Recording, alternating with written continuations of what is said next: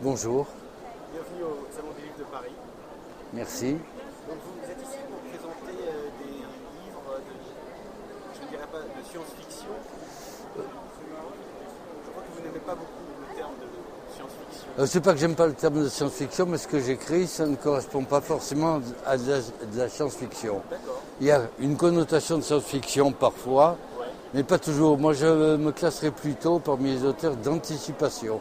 D'anticipation. D'anticipation dans la mesure où tous mes romans se passent sur Terre, Oui. la plupart, disons, Ouais. et je ne fais pas intervenir de robots, de gadgets, Ouais. de phénomènes de manifestations électroniques ou d'extraterrestres verts, grands, petits, géants. Je reste dans un cadre très humain et ce qui m'intéresse beaucoup, c'est d'imaginer, et c'est pour ça que c'est de l'anticipation, ce que peut devenir l'homme s'il continue dans sa folie, dans ses délires. J'ai publié il y a longtemps, en 1974, un roman qui s'appelle Loona, qui est toujours publié, qui traitait du problème de la pollution de la nature et des esprits et de la folie de l'homme qui montait en crescendo.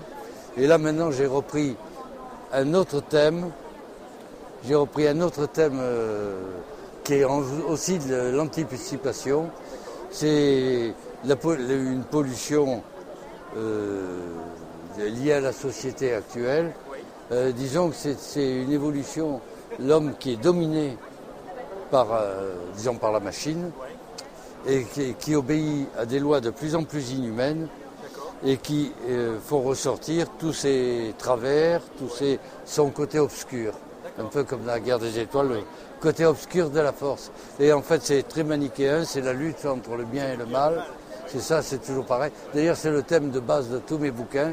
C'est la lutte, la trilogie qui, elle, est de la science-fiction, en partie de l'anticipation ou disons, il n'y a pas de nom pour désigner ce qui aurait pu se passer mais qui ne s'est pas passé.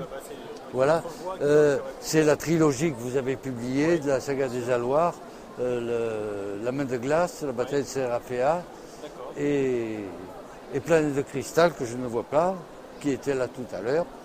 Il est là, voilà. Alors ça c'est l'anticipation pure. C'est ce que peut devenir le monde si on continue dans notre folie. C'est pas un roman très gai, mais de toute façon tous mes romans, même les plus sombres, tous mes romans, même les plus sombres, finissent toujours bien. Il y a toujours une lumière au bout du tunnel. Je ne vais pas faire un roman où les gens sombrent dans un pessimisme absolu ou la fin du monde. Il y a une ambiance de fin. De façon triste et pessimiste et ça finit souvent bien. Ça finit toujours bien. D'accord. Et c'est toujours très pessimiste. On se demande toujours comment ça va finir. D'accord. Et plus particulièrement Cobol. D'ailleurs, l'ambiance assez sombre, assez gore. On le voit à la couverture. Celui qui a fait la couverture a très bien saisi l'esprit du livre. C'est-à-dire, c'est une ambiance de. C'est rouge en même temps. C'est très rouge, c'est très. Oui, il y a beaucoup de sang. Ouais, c'est vrai, C'est très sombre. C'est du sang, non. Il y a pas. Ce n'est pas du sang. Ce n'est pas du sang dans le sens le résiné, le truc qui coule. C'est la manière de faire mourir les gens en exaltant, en mettant en exergue le côté obscur qu'il y a dans l'homme. Et tout ça conditionné, et c'est la clé du livre, je ne vais pas le dire parce que ce n'est pas la peine de dire comment ça finit. Enfin, ça finit bien, mais par quel moyen et pourquoi on en est arrivé là, ça je laisse le choix au lecteur de découvrir. Voilà. Est-ce que on parlait de vos influences peut-être dans les écrivains peut-être américains, des influences comme ça, des auteurs de science-fiction quels sont vos auteurs préférés? Oui, mais écoutez, moi je vais vous le dire, c'est facile. Actuellement, il n'y en a pas. D'accord.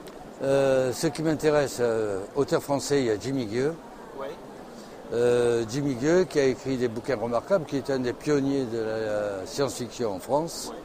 Et dans les autres auteurs, américains et autres, il y a Le meilleur des mondes d'Aldous Huxley, qui est très bon, mais Orwell. Bien sûr. Et j'aime bien que ce ne soit pas vraiment de la science-fiction, mais c'est plus près de mon imaginaire. c'est les fourmis, Verbère, quoi, les fourmis les thanatonautes, nous les dieux. C'est beaucoup plus proche de mon univers. C'est-à-dire que l'homme est au centre. C'est pas non plus de la science-fiction. C'est pas de la science-fiction.